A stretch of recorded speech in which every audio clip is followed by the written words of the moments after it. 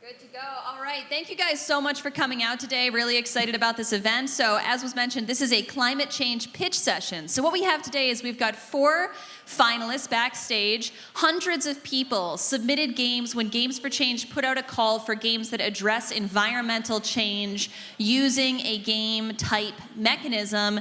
And what we have for you guys today are 4 finalists who have created really fantastic game solutions to this real world challenge.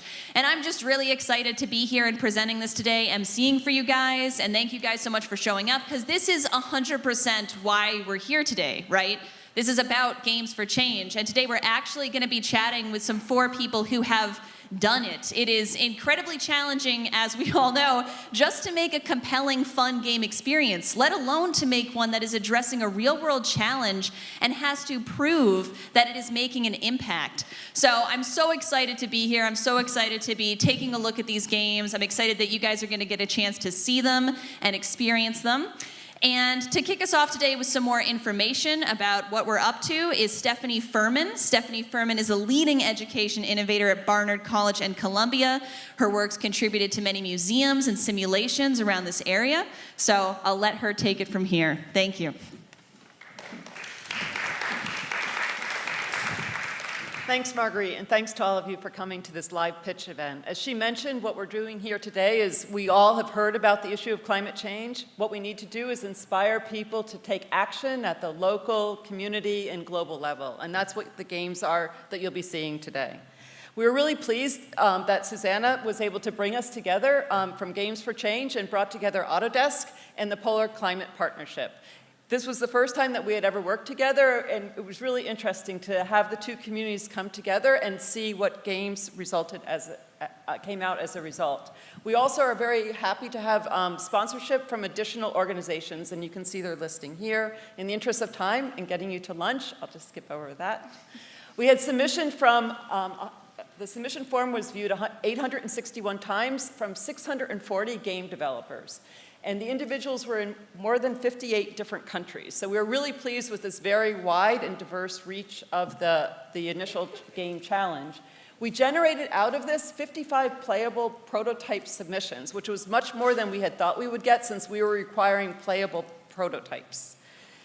At the Polar Climate Change Education Partnership, we're all about catalyzing innovative approaches to climate education and engagement, and we really wanted to reach beyond the usual suspects with this challenge. So for us, it was wonderful to see that 18% had no prior game experience, 47% had no prior social impact game experience, and 50% had not worked on the climate change issue before. And so we're seeing that through this challenge, we were able to bring many more people to bring their innovation and their attention towards this pressing issue.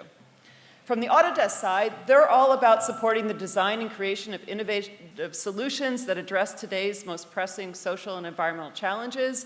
And many of the submissions used one of the Autodesk tools, for example, Autodesk Maya tools and some of the other ones. And it was really in very creative ways. Before we go on to the finalists, I just want to call attention to 2 honorary awardees. The recipient of the Autodesk Honorary Award for Technical Achievement was Smart Favela by Tools, and the recipient of the Polar Honorary Award for Broad Community Engagement was Community Planet for Climate Change by WWF and the Engagement Lab. So with this, I'll put up the finalists, who you'll be hearing from shortly, and I'll turn it back to Marguerite. All right, thanks so much. So Stephanie, I'm going to ask you to remain. Stephanie is one of our judges today. I'd like to introduce to you our 2 other judges. Our first judge today is Ira Fay. Ira is a professor of computer science and game design at the College of Hampshire, and he is also the CEO of Fay Games. So thank you, Ira, for being with us today. Ira is our sort of game mechanics perspective on our judging panel, so much appreciated. I'd also like to introduce Gavin Schmidt.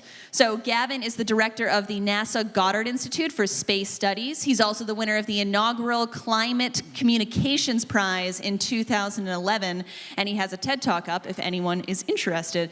Gavin represents more of our climate perspective. With games like this, right, it's so important to get that joint perspective. It's got to be a fun, responsive game, but it's also got to address the relevant issues that we're all here to solve. So thank you guys so much for being here.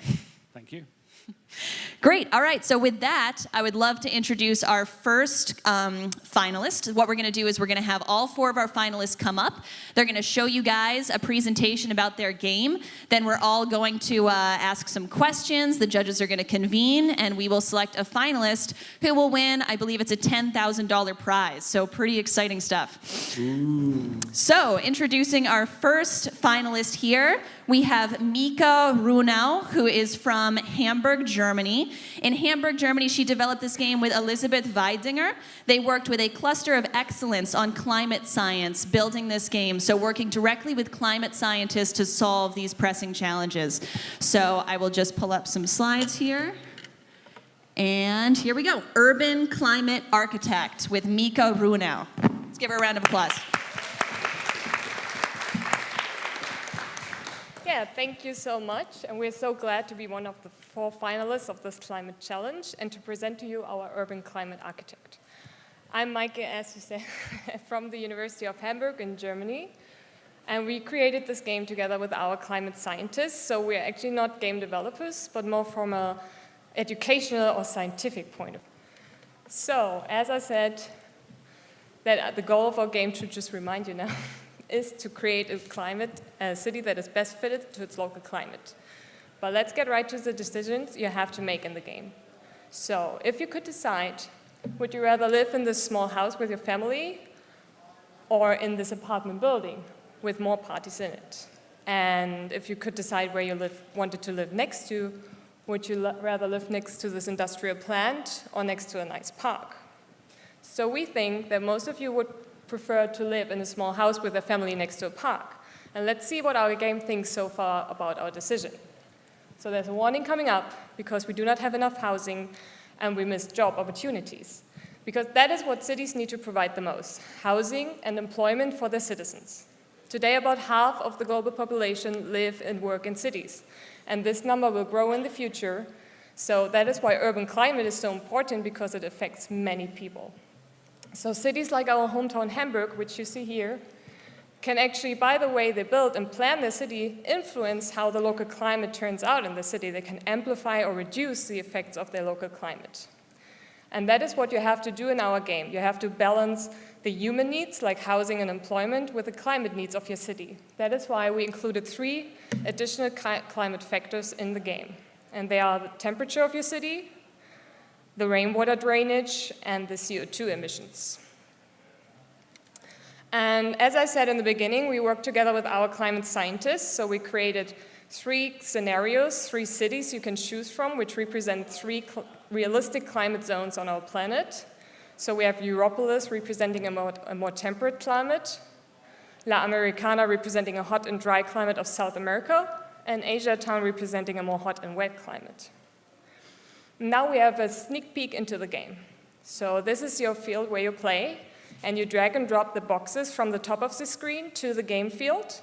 They represent housing or industrial plants, infrastructure or green areas. And as you do this, you get warning or tips from the game, immediate feedback on how you should further plan your city. So, for example, you could see CO2 emissions are rising, so maybe you should stop building industrial plants and build more green areas, or you do not have enough housing, which you see at the lower left, and then should build more housing. And in the end, you will get an evaluation on how you did well with the city.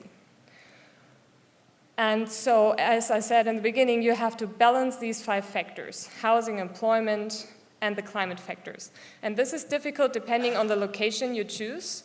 So, for example, in Asia Town, because it's a hot and wet climate, it rains much more than in Europolis, so you need more green areas for rain drainage than in Europolis. And this collides with the need for housing and employment, which is also much higher in Asia. So, as in reality, maybe these scenarios are not always solvable, because maybe you can just reach a certain amount of balance and not the perfect balance, because this is not the goal in the end. And that is what we wanted our players to immediately get. They get what factors influence the local climate. They get how you can influence those factors by the way you build your city, and also that these problems are very hard to solve and maybe not always solvable. And so we'd like to thank you all for listening and hope you take on the challenge to create a city that is best optimized for its localization. Awesome. Thank you, Mika. Thank you. All right, great. So I would love to throw it to our judges here, ask some questions. Any questions from the judges for what we got? So I guess I'll ask a kind of climate science question. So you've got the emissions rising and things. Is there any actual physical impact on that? Is there heavier rainfall because of that? Does the sea level rise and flood your factories, which you inadvertently put too close to the river? In the game? Yeah. So far we did not include this. So that will be something we wanted to do in the future to actually put in, because what we see here is more urban climate and not so much climate change yet. So that is something we want to work on in the future because we have the know-how in Germany and in Hamburg especially from our climate modelers. And it would be the idea to put in a switch when you finish your city that you can actually switch and then just see how is my city doing in 100 years? So maybe sea level did rise, and you do not have 64 play fields, but only 60. And this will be something we wanted to work at in the future. Awesome. Great. All right. Thank you so much again. Yeah. Thank you. All right. See if we can pull up our next contestant here. Okay, so our next finalist is Carbon Runner. So for Carbon Runner, we have creators Matt White and Joshua Cruz. They are coming to us today from San Jose State University in California. They developed this game with a partnership with Green Ninja Project, and they actually worked it into a middle school curriculum during development and have been using it with that group, so that's pretty exciting. So let's give them a big round of applause and a welcome.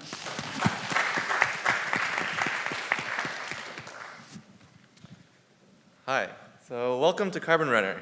Step into the shoes of the Green Ninja as you run into decisions that positively or negatively affect the environment.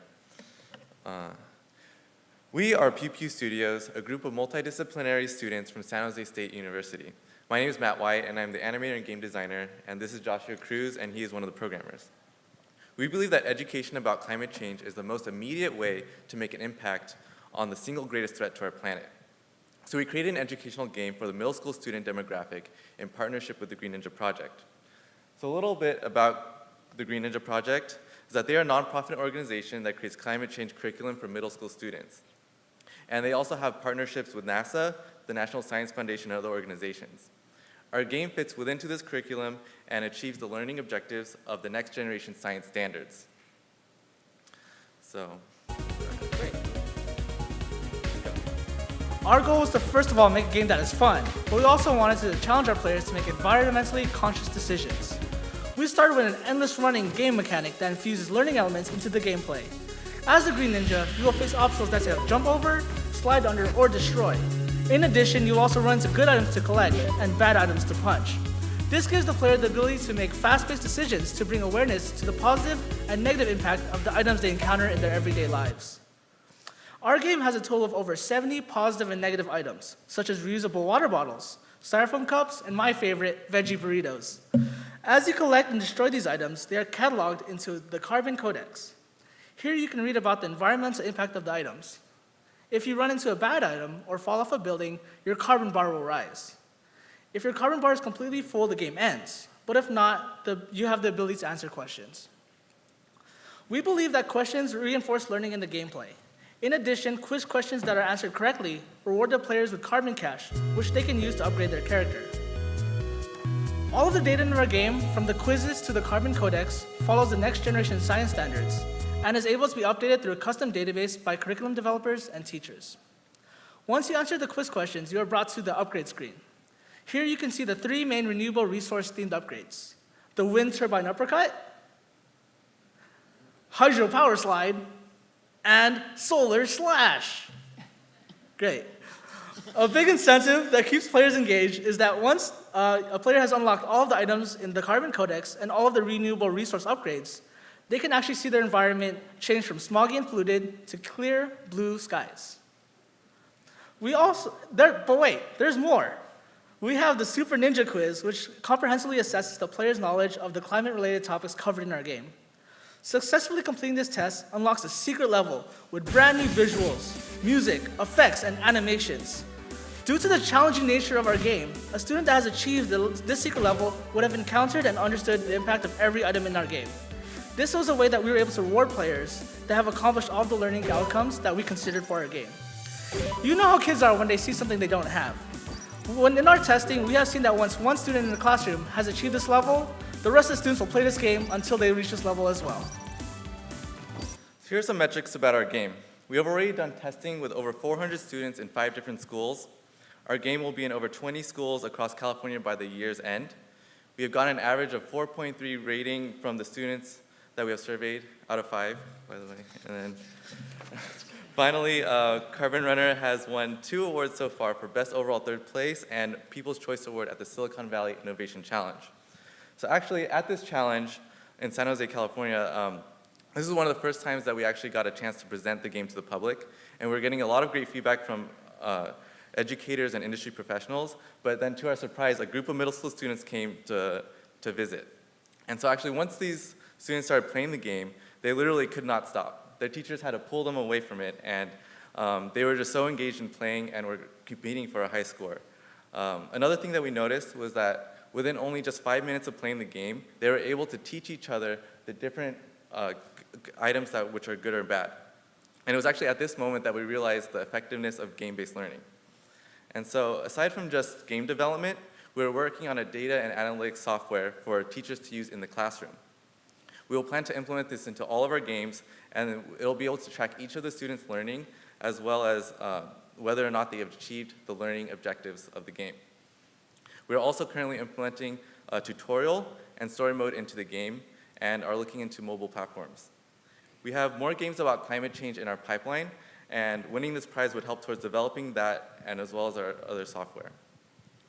Thank you for this opportunity to present our game, Carbon Runner.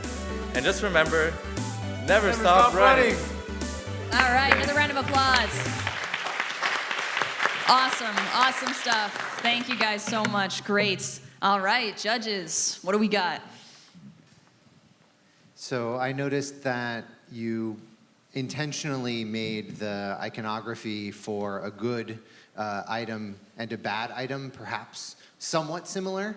And I wonder if you could speak to that a little bit. Sometimes the players might unintentionally make a mistake, and I wonder, why did you make that design choice? So I think initially we did decide we were like going to do red and green for good and bad, but then that would just allow the player to see the colors rather than what the actual item is. And so we made a decision with the Green Ninja project to only allow them to look at the item and say, oh, that is a fracking tower, that is bad. And then that's what they will, that's how they make their decisions rather than just color-based.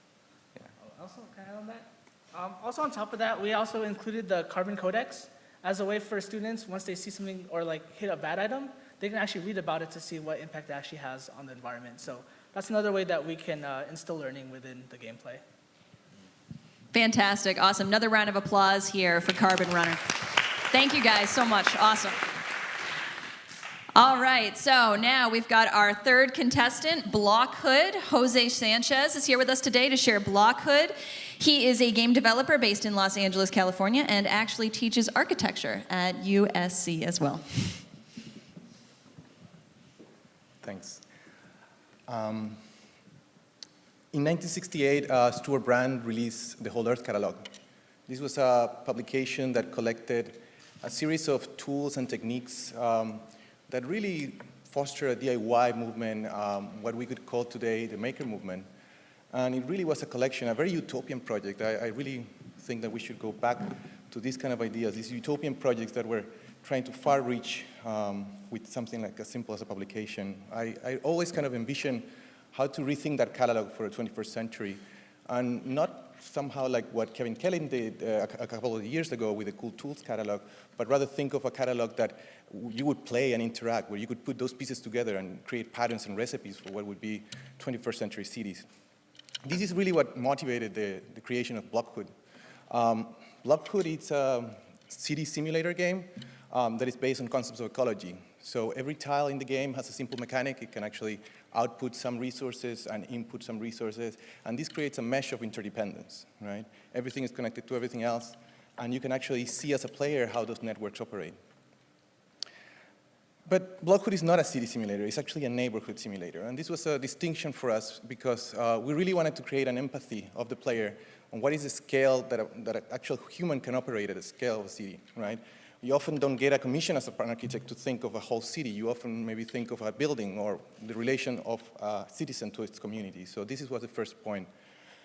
And we thought that the problem of climate change and global warming is certainly a counterintuitive one. It's one that is very kind of obscure in many layers of systems. And that's due to a lack of awareness of how something like simply flushing a toilet we don't really know what kind of impact we're having. Right? And this is something that the game wanted to reveal. So the game really allows you to take different vantage points, really look at the problem from different perspectives. Either it's an economic one, a social one, or an ecological one. And by building the networks and the structures and the systems that we currently have, improve upon them. This is the way like a diagram would work for like the current industrial food system. And a player could actually understand how like GMO farms and like concentrated feeding operations are really kind of an industry standard for the production of food. But at the same time, you could actually start tinkering and thinking, well, what would be an organic version of that? And would that yield enough food for us to live off? And I think that splicing and connecting these ideas is something that would really have a deep impact in our players. We really think of cities as a living organism, something that every decision of every inhabitant is really repatterning and reshaping the cities that we live in. And I think that Blockhood could become a piece of digital infrastructure to imagine the cities of tomorrow. So what is Blockhood's proposition? Very much like the aquaponic systems where the plants feed on fish and fish feed on the residue of the plants. We want to eliminate the notion of waste out of our vocabulary, where things are actually patterned and combined in recipes where things could actually create these positive feedback loops into one another.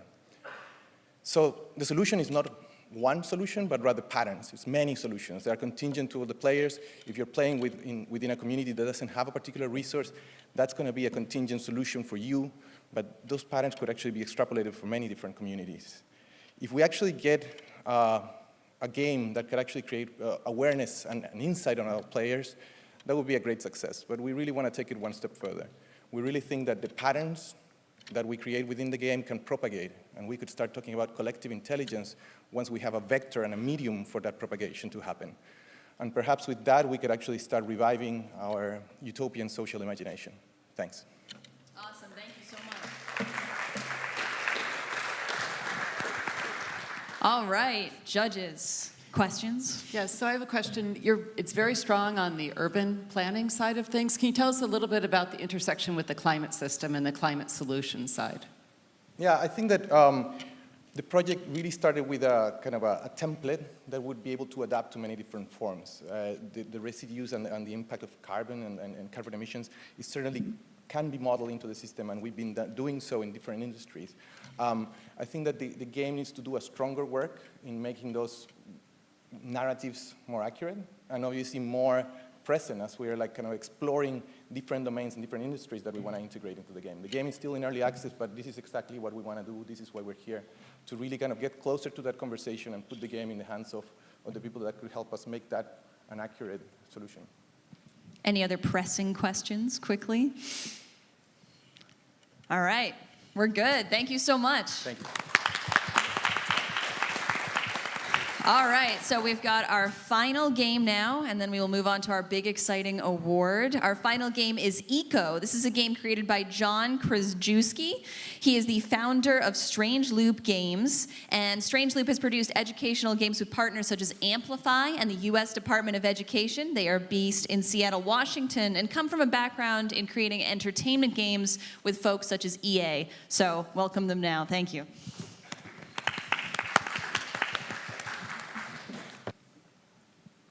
All right, so I want to tell you about our game, Eco.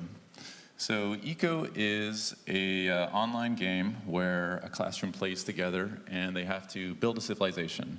And they do this over the course of 30 real days.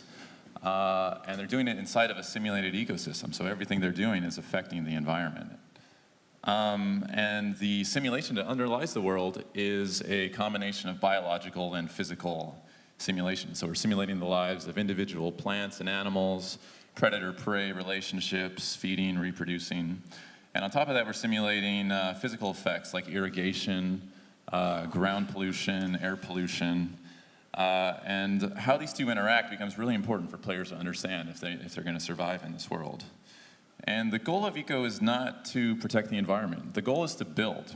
Players need to build in order to complete the game. And to do that, they have to consider the effects that they're having on the ecosystem.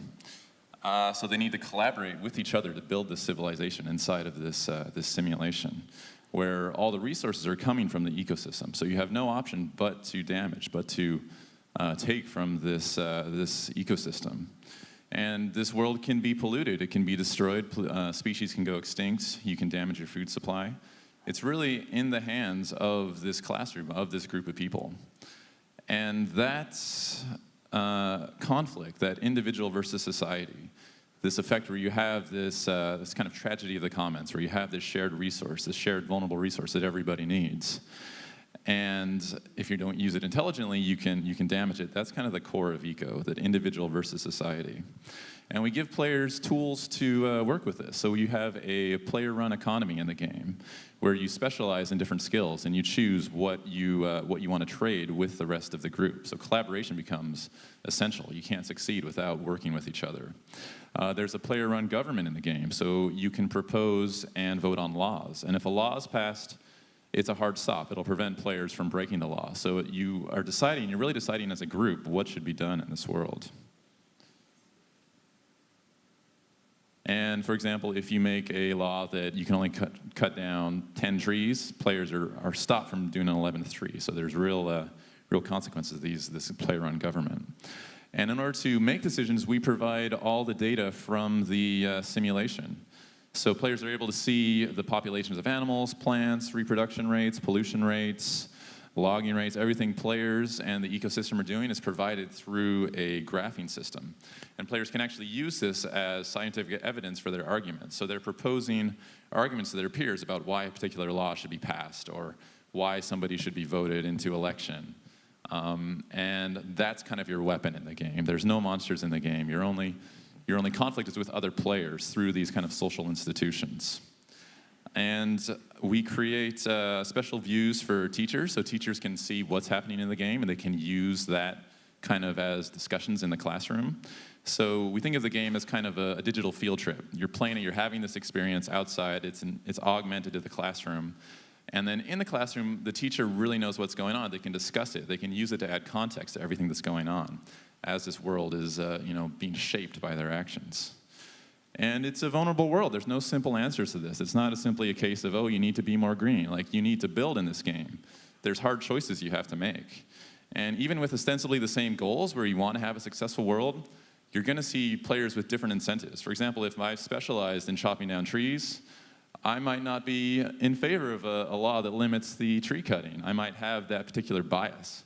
And that's one of the experiences I want to give to players in this game, is letting them have experienced that, their biases kind of shaping how this world goes, and seeing in retrospect the effects that can have.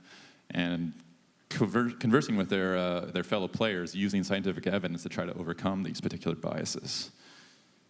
And so the real challenge of the game is collaborating through these social institutions, and connecting with each other, and leadership and understanding of the underlying systems, and using that in the best way possible.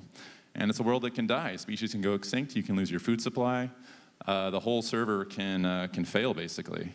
And I see that as really a gift to the players, that there's basically two outcomes of this game. Either they band together, they make the right decisions, they pass the right laws, they run the government and the economy well, and they succeed. They protect this world. They build this world without destroying it.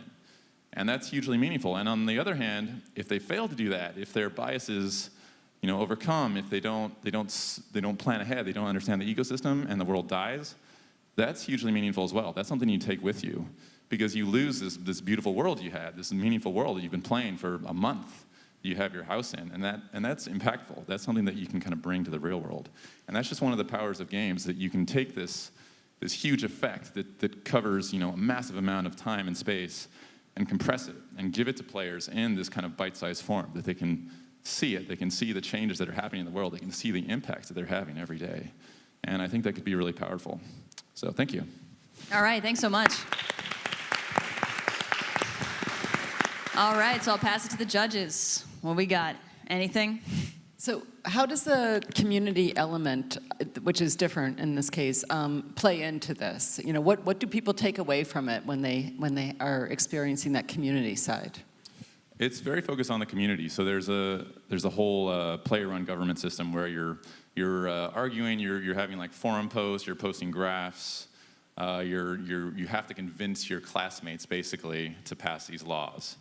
So the other players are both your allies and your kind of enemies in a sense, and that discussion can get really rich. It can be really based on the simulations that's going in there. So we're hoping that it really fosters people to kind of talk things out and understand things from different perspectives, to use a scientific backing for their arguments, and to bring others in to help collaborate, because you need to collaborate. You have to bring other people into this community. Awesome. All right, thanks so much. Another round of applause for ECO. Thank you. All right, so now I'm going to give the judges some time to confer. Huddle up, scrum up. There we go. Just going to give them a couple minutes. And yeah, how's everybody doing today? Good? Can I get a good? So I'm just curious, while we're sort of waiting here, has anyone played any environmental games recently that made a big impact on them? Or does anyone have any recommendations of things that they've really enjoyed? I think we're all interested in this area, and I'd be curious if anyone has anything that they'd love to share that they enjoyed playing or that made an impact. Nobody? Yeah, back there.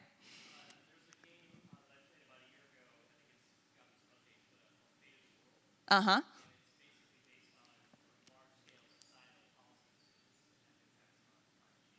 So it's a sort of decision-making based, see your impact.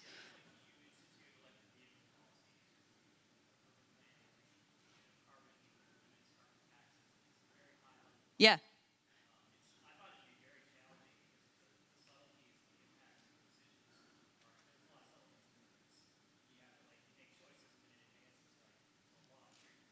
Yeah.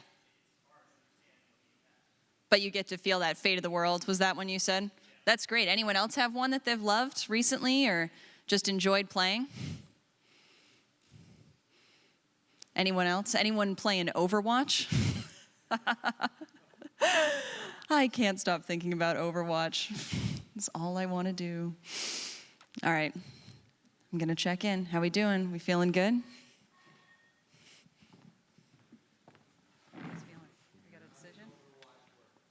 Overwatch? Oh, it's completely unrelated. But check it out. All right, we feeling good? Okay, I'm going to hand the mic over to Stephanie here to announce our winner. Yes, we're very happy to announce that ECO has won the Climate Game Challenge. Right. So if you can come out. You should have done, and the winner is. And like, the winner is. There's a whole Right. kind of drama aspect to this, which we missed out on. Sorry. So we'd like to shake your hand. Thank you very much. Yeah. All right, so ECO for $10,000. Dollars. Way to go. Yep. Thank you all so much. Yep. All right.